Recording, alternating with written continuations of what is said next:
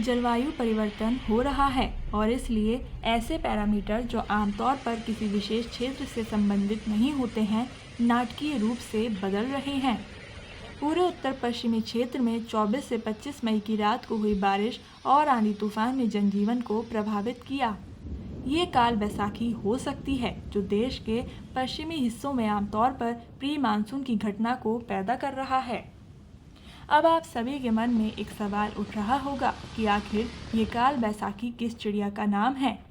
तो चलिए आपको बताते हैं कि काल बैसाखी कोई चिड़िया नहीं बल्कि मौसम में हुए बदलाव की एक प्रक्रिया है, जिसे अंग्रेजी भाषा में नॉर्वेस्टर और भारत में इसे काल बैसाखी के नाम से जाना जाता है।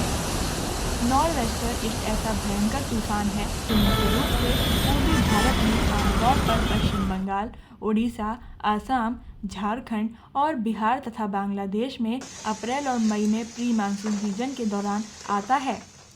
नॉर्वेस्टर शब्द उत्तर पश्चिम से पूर्व की ओर तूफान की विशिष्ट गति को दर्शाता है, जबकि काल बैसाखी एक स्थानीय नाम है जिसका मतलब बैसाख महीने की आपदा होता है, जो इसकी विनाशकारी प्रकृति को दर्शाता है।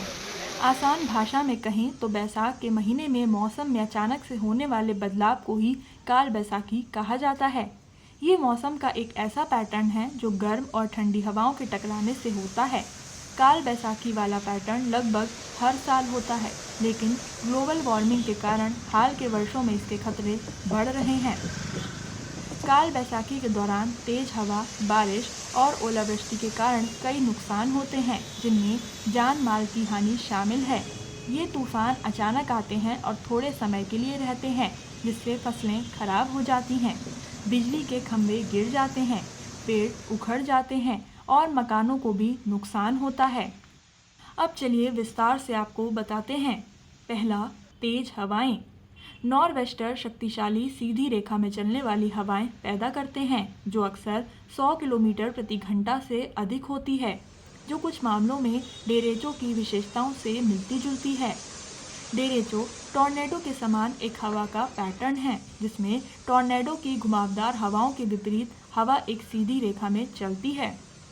दूसरा, भारी बारिश।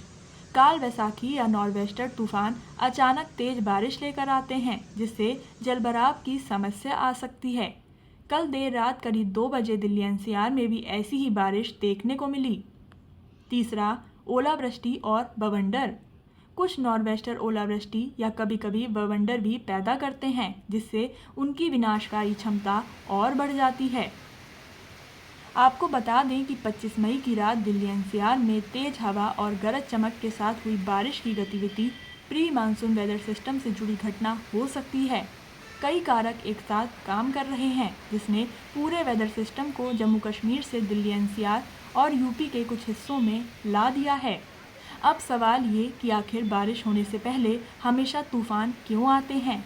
तो चलिए आपको बता दें कि इसके पीछे ये 4 कारण हो सकते हैं। पहला, पश्चिमी विक्षोभ। ये भूमध्य सागरीय क्षेत्र से उत्पन्न होने वाली निम्न दबाव प्रणालियाँ हैं, जो दिल्ली एनसीआर सहित उत्तर भारत में बेमौसम बारिश ला सकती हैं।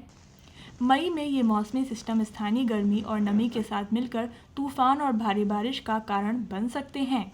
दिल्ली एनसीआर में एक पश्चिमी विक्षोभ ने अरब सागर और बंगाल की खाड़ी से नमी के साथ मिलकर इस क्षेत्र में भारी बारिश की। दूसरा, चक्रवाती परिसंचरण। अरब सागर और बंगाल की खाड़ी से आने वाली नमी के कारण हरियाणा और पंजाब के ऊपर एक चक्रवाती परिसंचरण ने दिल्ली एनसीआर में भारी बारिश और ओलावृष्टि की। इस तरह की प्रणाली इस सप्ताह की शुरुआत में कुछ दिन पहले बारिश का कारण बनी थी। तीसरा, संवहन प्रणालियाँ। मैदानी इलाकों में भीषण गर्मी, उच्च आर्द्रता और नमी के प्रवाह के साथ मिलकर संवहनी प्रणाली का निर्माण होता है, जिसमें गर्म नम हवा का तेजी से ऊपर की ओर बढ़ना शामिल होता है। उत्तर पश्चिम भारत के ऊपर एक संवहनी प्रणाली दक्षिण पूर्व की ओर बढ़ी, जिससे गरज के साथ बारिश हुई। और चौथा, मानसून गर्त का प्रभाव। मई के अंत तक मानसून की कम दबाव रेखा ने उत्तरी भारत को भी प्रभावित करना शुरू कर दिया, जिससे नमी का प्रभाव बढ़ गया और प्री मानसून वर्षा होने लगी। मानसून की कम दबाव रेखा अपनी सामान्य स्थिति के दक्षिण से गुजरती है, जिससे नमी बढ़ती है और क्षेत्र में तूफानी मौसम बनने में योगदान मिलता है। इन कारकों का संयोजन संभवतः पश्चिमी विक्षोभ, चक्रवाती परिसंचरण या गर्मी और नमी से प्रेरित संवहनीय गतिविधि दिल्ली एनसीआर में तीव्र वर्षा का कारण बना। खैर, बदलते मौसम का तो हम कुछ नहीं कर सकते क्योंकि ये एक प्रकृति की प्रक्रिया है, मगर हम काल बैसाखी और खराब मौसम से खुद को बचाने के लिए कुछ सावधानियां जरूर बरत सकते हैं। तो फिर काल बैसाखी से बचने के लिए सावधानी बरतें और सुरक्षित स्थानों पर ही रहें। अगर आपको बहुत ज़्यादा ज़रूरी काम हो तभी खराब मौसम में घर से बाहर निकलें, वरना घर पर ही रहें। आंधी तूफान, तेज हवाओं और बारिश के समय घर से ना निकलें।